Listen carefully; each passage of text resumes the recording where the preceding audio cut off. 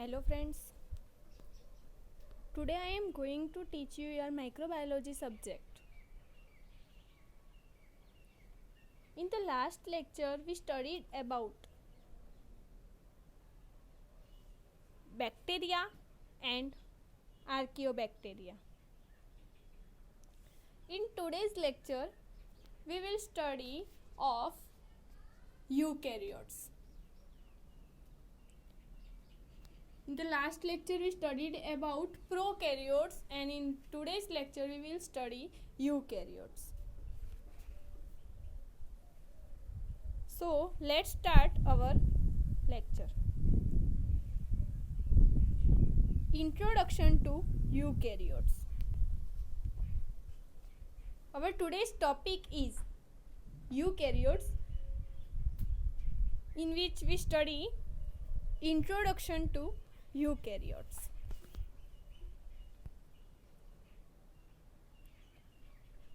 Any organism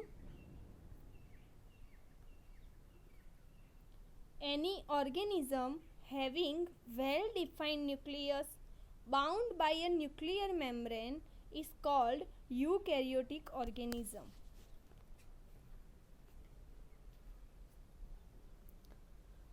Any organism having well-defined nucleus bound by a nuclear membrane is called eukaryotic organism. એટલે કે કોઈ સજીવ કે જેનું કોષ કેન્દ્ર સુવિકસિત હોય છે અને કોષ કેન્દ્ર પટલથી આવરિત હોય છે તેને સુવિકસિત કોષ કેન્દ્રી કહેવાય છે. હવે વાત કરીએ કે આપણે લાસ્ટ લેક્ચરમાં ભણ્યા હતા કે પ્રોકેરિયોટિક. તો પ્રોકેરિયોટિક એટલે મેં વાત કરી હતી કે જેનું કોષ કેન્દ્ર જે છે પ્રાથમિક કક્ષાનું હોય છે, એટલું બધું સુવિકસિત હોતું નથી અને કોષ કેન્દ્ર એનું પ્રાથમિક કક્ષાનું હોય છે જેને પ્રોકેરિયોટિક કહેવાય છે. અને જે યુકેરિયોટ્સ જે છે એની અંદર જે કોષ કેન્દ્ર જે હોય છે એ સુવિકસિત હોય છે અને કોષ કેન્દ્ર પટલથી આવરિત હોય છે. તો તેવા જે ઓર્ગેનિઝમ્સ જે છે એમને યુકેરિયોટ્સ કહેવાય છે. ફરીથી, any organism having well defined nucleus bound by a nuclear membrane is called eukaryotic organism. એટલે કે કોઈ સજીવ કે જેનું કોષ કેન્દ્ર સુવિકસિત હોય છે અને કોષ કેન્દ્ર પટલથી આવરિત હોય છે તેને સુવિકસિત કોષ કેન્દ્રી કહેવાય છે. These organisms may be unicellular or multicellular. These organisms may be unicellular or મલ્ટીસેલ્યુલર. એટલે કે આ સજીવો એકકોષીય અથવા બહુકોષીય હોઈ શકે છે. જે યુકેરિયોટ્સ જે છે એ યુકેરિયોટ્સ કાં તો એકકોષીય હોઈ શકે છે કાં તો એ બહુકોષીય હોઈ શકે છે. These organisms may be unicellular or multicellular.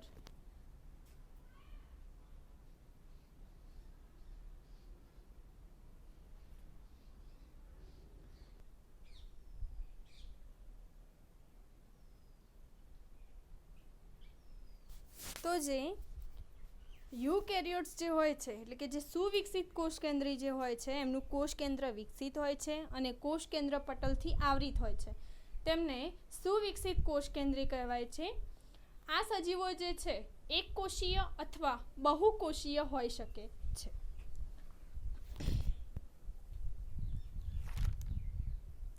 The word eukaryote has been originated from Greek words eu meaning true and karyon meaning nucleus. The word eukaryote has been originated from Greek words eu and karyon. Once again, the word eukaryote has been originated from Greek words eu and karyon meaning nucleus and u meaning true. તો જે યુકેરિયોટ શબ્દ જે છે એ Greek શબ્દો you અને કેરિયોન પરથી આવ્યો છે. જે યુકેરિયોટ શબ્દ જે છે એ ગ્રીક શબ્દ યુ અને કેરિયોન પરથી આવ્યો છે, જેમાં યુનું મતલબ થાય છે ટ્રુ એટલે કે સાચું, અને કેરિયોનનો મતલબ થાય છે ન્યુક્લિયસ એટલે કે કોષ કેન્દ્ર. તો યુકેરિયોટ્સ જે શબ્દ જે છે એ ગ્રીક શબ્દ પરથી આવ્યો છે. બે જુદા જુદા યુ અને કેરિયોન. યુનો મતલબ ટ્રુ અને કેરિયોનનો મતલબ ન્યુક્લિયસ. સુવિકસિત કોષ કેન્દ્ર એટલે કે સાચું કોષ કેન્દ્ર આપણે કહી શકીએ, કેમ કે સુવિકસિત છે, જે કોષ કેન્દ્ર પટલથી આવૃત છે. બરાબર. તો the word eukaryote has been originated from Greek words you meaning true and karyon meaning nucleus. Now, characters of eukaryotes. Now, characters of eukaryotes.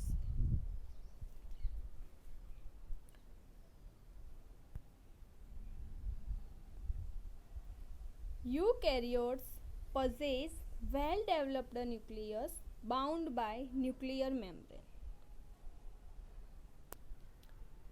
Eukaryotes possess well-developed nucleus bound by nuclear membrane. તો જે eukaryotes જે છે એ સારી રીતે વિકસિત એટલે કે સુવિકસિત કોષ કેન્દ્ર ધરાવે છે.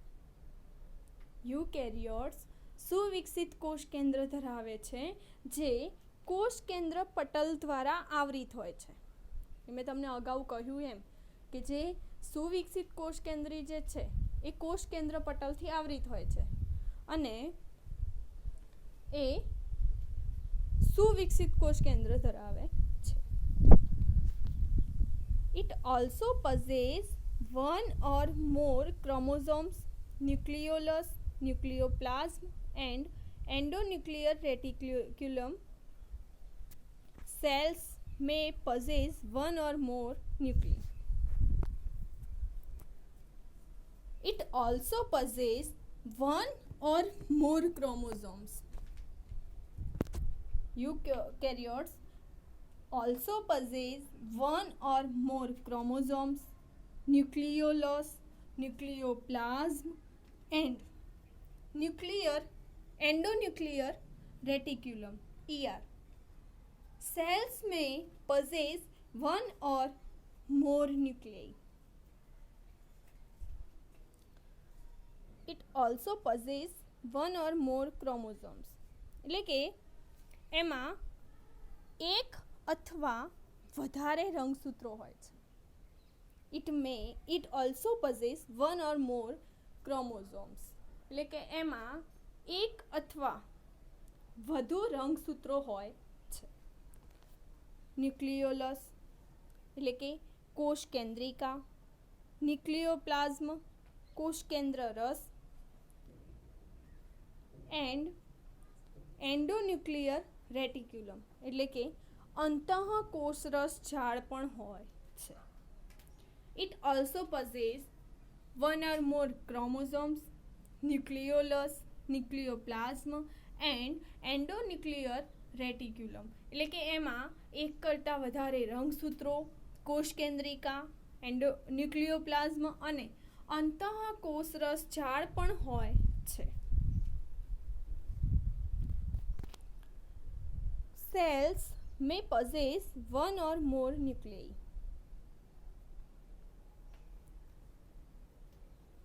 કોષો એક અથવા વધારે કોષો જે છે એ એક અથવા વધારે કોષ કેન્દ્ર ધરાવે છે. એટલે કે કોષો એક અથવા વધારે કોષ કેન્દ્ર ધરાવે છે. Once again, eukaryotes possess well-developed nucleus bound by nuclear membrane એટલે કે સુવિકસિત કોષ કેન્દ્રી. યુકેરિયોટ્સ જે છે એ સુવિકસિત કોષ કેન્દ્ર ધરાવે છે, જે કોષ કેન્દ્ર પટલથી આવૃત હોય છે. It also possesses one or more chromosomes, nucleolus, nucleoplasm and endonuclear reticulum એટલે કે તેઓ એક અથવા વધારે રંગસૂત્રો, કોષ કેન્દ્રિકા, કોષ કેન્દ્ર રસ અને અંતઃકોષરસ ઝાડ પણ ધરાવે છે. Cells may possess one or more nucleus, એટલે કે કોષો એક અથવા વધુ કોષ કેન્દ્ર ધરાવે છે. Second character, these cells possess a variety of intracellular membrane bound structure called cell organelles.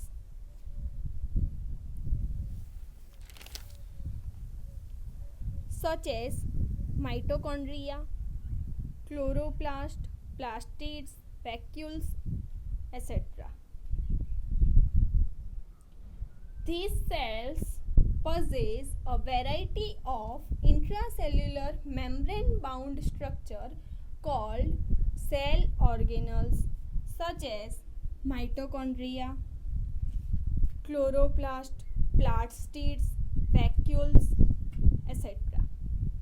એટલે કે આ કોષો જે છે આ કોષો વિવિધ પ્રકારની આંતરકોષીય પટલમય રચનાઓ ધરાવે છે. આ કોષો વિવિધ પ્રકારની આંતરકોષીય પટલમય રચનાઓ ધરાવે છે, જેને કોષીય અંગિકાઓ કહેવાય છે.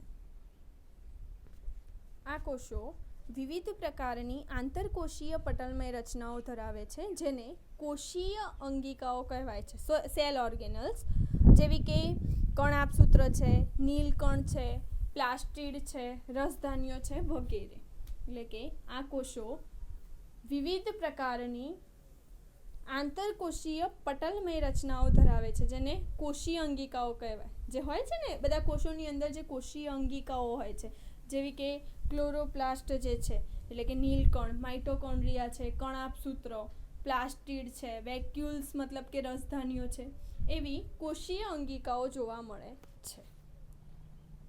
Third character, their cytoplasm also possess endoplasmic reticulum, some of which also covered by ribosomes.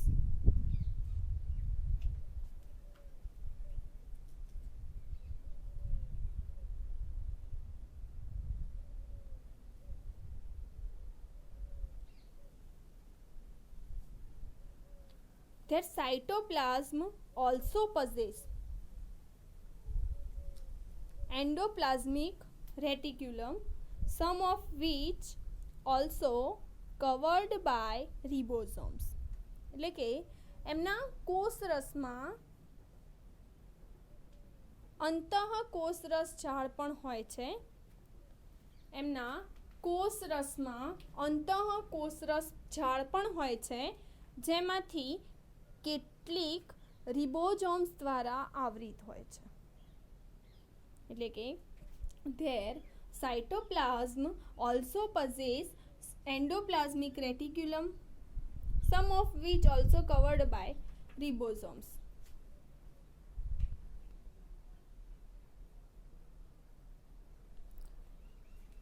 તો તેમના કોષરસમાં અંતઃકોષરસ ઝાડ હોય છે, જેમાંથી મતલબ કે જે રિબોઝોમ્સ દ્વારા પણ આવરી લેવામાં આવે છે. હવે જોઈએ fourth character, ribosomes of eukaryotes are larger in size, 18S type made of 2 subunits, 60S and 40S.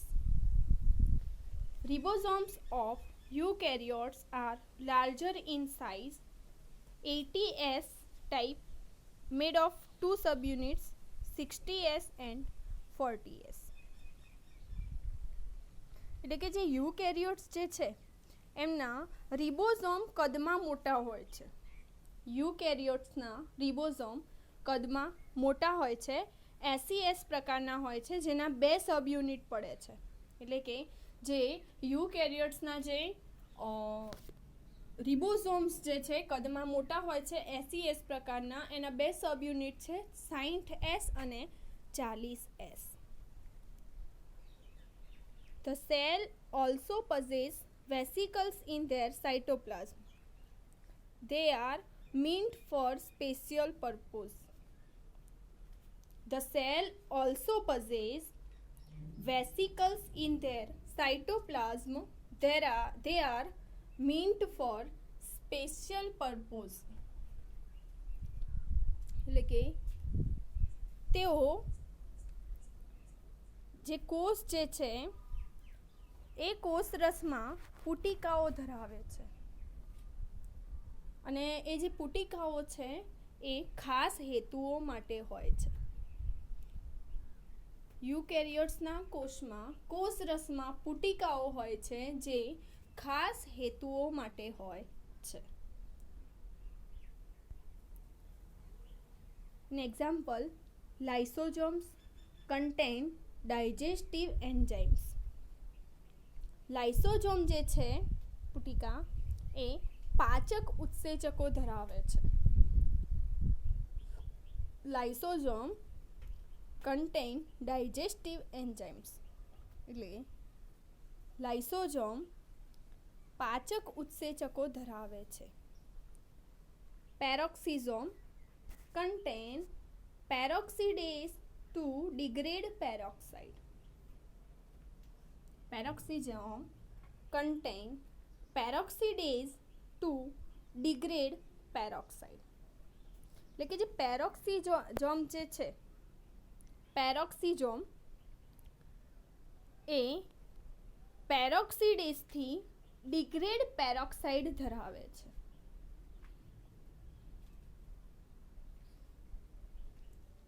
અને થર્ડ જે છે એ છે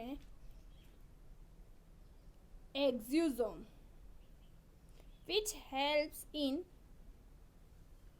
engulfing food. એટલે કે એ ખોરાકને સમાવિષ્ટ કરવામાં મદદ કરે છે.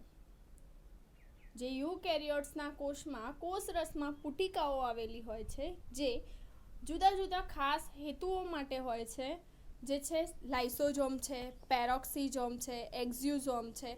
આ બધી પુટિકાઓ, આ બધી વેસિકલ્સ એની અંદર આવેલી હોય છે. તો આજના લેક્ચરમાં આપણે યુકેરિયોટ્સનો પરિચય મેળવ્યો.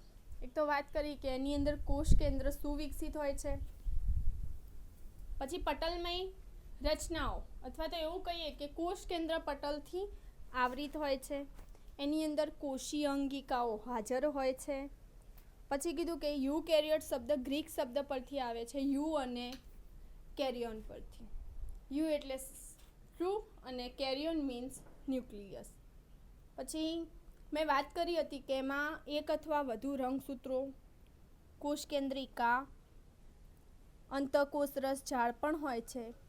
એમાં એક અથવા વધુ કોષ કેન્દ્ર જોવા મળે છે. તેમના કોષ રસમાં એન્ડોપ્લાઝમિક રેટિક્યુલમ હોય છે જે રિબોઝોમ દ્વારા આવરી લેવામાં આવે છે. પછી રિબોઝોમની વાત કરી કે રિબોઝોમ જે છે યુકેરિયોટ્સના એ કદમાં મોટા હોય છે અને 80S પ્રકારના હોય છે, જેના 2 સબયુનિટ પડે છે, 40S અને 60S. અને એમના કોષ રસમાં વેસિકલ્સ જોવા મળે છે. એમના કોષ રસમાં જુદી જુદી વેસિકલ્સ જોવા મળે છે જે જુદા જુદા હેતુઓ માટે હોય છે, જેમ કે લાઇસોસોમ છે, પેરોક્સિસોમ છે, એક્ઝ્યુઝોમ છે.